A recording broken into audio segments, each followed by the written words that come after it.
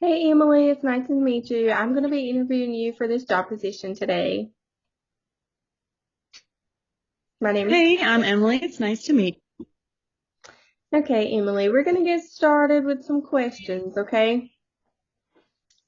All you. right, Okay. so tell me about a time in clinical at FTCC in which you delivered high quality, patient-centered care to individuals, families, groups, and communities in varied settings. So when I was assigned clinicals in the oncology unit, I cared for the clients, but I also cared for the client's family. Many times the client had family present, and I even had a client who was being discharged, and the spouse was going to be the primary care provider. So we had to actually educate not only the client, but the spouse for them to be ready for discharge. Okay. Tell me how you use something you learned from one of your class assignments to incorporate best practice and professional values and standards into compassionate nursing practice. So I completed a class assignment that was actually a teaching plan for discharge, and the patient had hearing impairment, and the difference in educating the patient for discharge. And I actually had a patient who had hearing impairment, one clinical, and I was able to aid the patient in placing the hearing aid so that they could better understand what I was trying to tell them, and they actually agreed to an assessment and that I would be able to care for them that day. Tell me an example of how you have demonstrated cultural and global congruency in the healthcare environment with diverse populations in promotion of healthy lifestyles and preventative health screenings in clinicals at FTCC. I had the opportunity to participate in a women's health fair where the clinical group put together information on safe sex, diabetes prevention and screening, and hypertension education with blood pressure screenings. And many of the women that came to the health fair participated in the screenings and voiced how informative the fair was. And they actually took that information home and told many others about it. Describe a situation in SIM or clinicals at FTCC where you functioned as an effective member of the healthcare team, demonstrated excellent interprofessional collaboration. At clinical one day, I was able to communicate abnormal pain that my client's having while I was doing his head to toe assessment. The client was experiencing new onset chest pain, described as pressure. So I therefore told the nurse we were able to send a secure chat to the provider, and the provider ended up coming and actually assessing the patient for the chest pain. Describe how you have demonstrated beginning skills in point of care leadership, management, and care coordination using effective communication skills through either successful completion of class projects or a clinical situation or experience. Excuse me.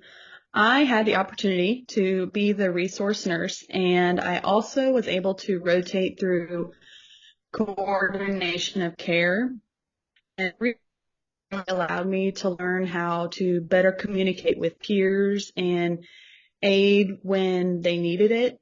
I communicated with them when their patient load seemed a little too heavy, and we were able to kind of reassign them.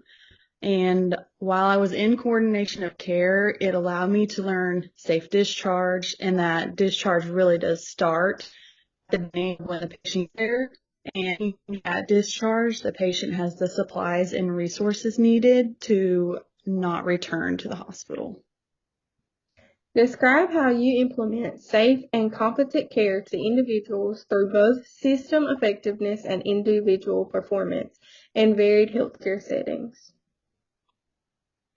When seeing patients' rooms every day at clinical, I would make sure that the patient's bed was low and locked. the call bell was within reach, that I addressed the patient's need to go to the bathroom, and I also assessed for any pain. And when I was going to administer the patient medication, I made sure to identify the patient by the patient's name, date of birth, and any allergies, as well as if the medication had any parameters such as blood pressure medication. I was assessing the blood pressure before administering that medication. Tell me about a time you received a complaint from a patient during clinicals. What did you do? So I did receive a complaint from a patient when I was assessing their head to toe. After making sure that the patient agreed to the assessment, the patient started to become rather irritated, and the patient voiced I was taking too long and they were hungry. The patient ultimately told me to stop and leave until they were given breakfast. I obviously acknowledged the patient's concerns, stopped the assessment, and allowed the patient to eat breakfast. And when I came back, they were able to speak with me and finish the assessment. Tell me about what type of clinical work environment did you work in best? Tell me about what you liked most about this area. For me, the emergency department is where I felt I worked the best because the environment was constant movement and there seemed to be frequent team nursing, especially when one nurse had a critical patient. There were other nurses that were able to help with that nurse's other patients. And when a patient became critical, the nurse had assistance. It also taught me delegation and prioritization were a necessity to get patient care performed and treat patients. Tell me about what type of clinical work environment did you like to work in the least, and what about it did you dislike? The clinical work environment I did like as a unit. I did not feel welcomed by the nurses on the unit, and there were many unsafe practices that me and the clinical group noticed with not applying appropriate PPE that led to patients getting C. diff, and it also led to several patients getting C. diff. So it was just really unsafe practice and not feeling welcomed. Tell me about a time you disagreed with a peer's ideas on a group project you were working on in the program. How did you express your opposition and what happened? During a group project, a team member and I did not agree on the topic at first. We all put our topics in and we were kind of going to choose from those topics. So instead, because we were having difficulty choosing one of the topics that all of us put in, we instead came up with another choice that we all agreed on. Tell me about a time you received negative feedback on your performance in class, lab, or clinical, and what did you do about it? When performing a head-to-toe assessment and writing the head-to-toe assessment into the clinical journal, I was informed that my wording and my flow didn't create the best picture for the patient. So I actually took the suggestions of appropriate words for the head-to-toe assessment and made it a point to try and paint a better picture for a written head-to-toe assessment. Give me an example of methods you use to build rapport with your patients and peers. When building rapport with patients and peers, I think it starts with just simply speaking to them. I was caring for a client who was extremely nervous about an IV, so I made it a point to kind of talk to the patient about the family that was in the room and just ask questions about them. This led to the patient speaking about their home and where they lived, and it got their mind off of the pain. And I think with peers, just kind of having a conversation with your peers also goes a very long way. Tell me about a time you were able to persuade a non-cooperative patient to be compliant with your request.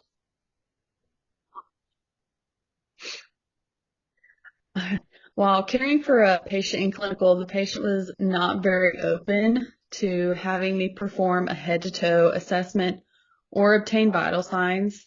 I communicated with the patient and spoke about how it would be quick. And while I performed the head-to-toe assessment, I could also give them a bed bath, which is something that they voiced they wanted throughout the day. And this led to the client then agreeing because they wanted to be cleaned up. Tell me about a time when you had too much to do but not enough resources. How did you handle the pressure and achieve the goals? While I was in the emergency department, I was caring for a patient who became critical and needed more peripheral access to administer numerous medications that the provider had just ordered. I was working with the nurse, and the nurse and I were working on the patient when the patient's level of consciousness changed, but the patient still needed access, still needed these medications, and the nurse and I both felt we needed more assistance to care for the patient, and we were able to have assistance from the resource nurse as well as message the provider with the change, and the provider actually came and assessed the patient. I was able to obtain access and also start medication for the patient. Tell me about a situation in which you have had to adjust to changes over which you had no control. How did you handle that? So I was assigned rooms in the emergency department at clinical rotation and was starting to get report on the rooms I was assigned to when the nurse that was also assigned to these rooms voiced that they did not want a student. So I was pretty speechless. I went to my preceptor that day, told them about the situation. They immediately took me off that assignment, and I was changed to a resource nurse role that day. It just made me feel very frustrated because I was there to learn, but also there to help in tasks for the patients. And I felt that I was more of a benefit to the nurse rather than what they thought I was a nuisance. Tell me about a situation where you felt honesty was inappropriate. Why and what did you do? While caring for a patient during a clinical day, the clients, they just simply asked me if they were going to be discharged. The client was extremely irritated and anxious to get out of the hospital and back with their family. I was aware that the nurse had accepted their discharge date was not in the near future, but with the client's mental state and psychological needs, I felt it was not appropriate at the time, so I did not tell them the complete truth. Tell me about a time when you worked with a colleague who was not doing their share of the work. How did you handle it?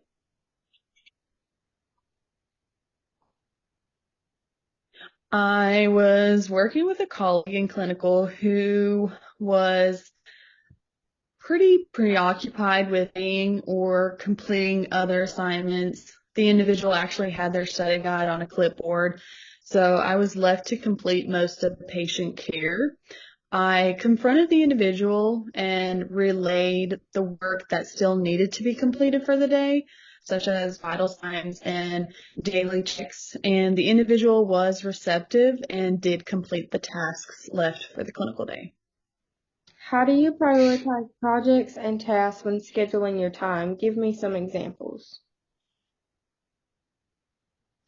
Okay, so when I prioritize projects and tasks, I think first about what all I have due in the near future, probably about 2 weeks out. And depending on the project, I'll start even earlier than 2 weeks out. I also account for outside circumstances such as my work schedule and if there are any events such as doctor's appointments, family events, anything like that.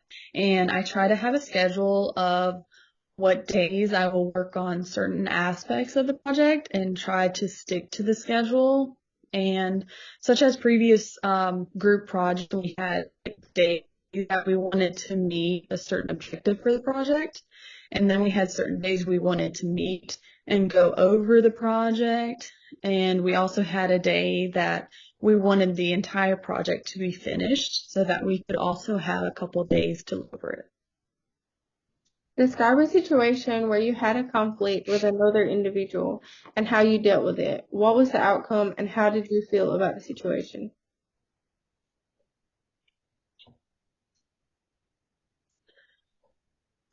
Unfortunately, I have had an issue with another individual in clinical before.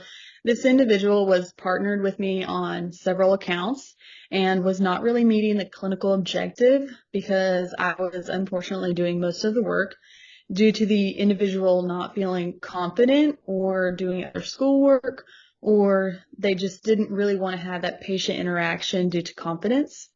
I ended up addressing this individual just by speaking with them about confidence building with patient interaction, as well as making them aware that we were a team and that we were still learning together. Once the individual understood the benefits of patient interaction, they were more willing and confident to speak and interact with the patient care. This interaction with the individual, it made me feel more confident, as well as that we were able to work together as a team. And from that point on, we really didn't have any more conflicts. Tell me about a time when you had to decide on an action without all information you needed. How did you handle it? I had a patient that was new to the emergency department. We didn't know hardly anything about him, and they just simply needed to go to the bathroom. I was not familiar with their current status, and even though the patient was adamant that they wanted to walk to the bathroom, I felt I did not have enough information just to let them walk. So I told the patient that I thought a bedpan would be better. And even though it was uncomfortable for the patient, I explained the safe practice and they agreed to using the bedpan. Right.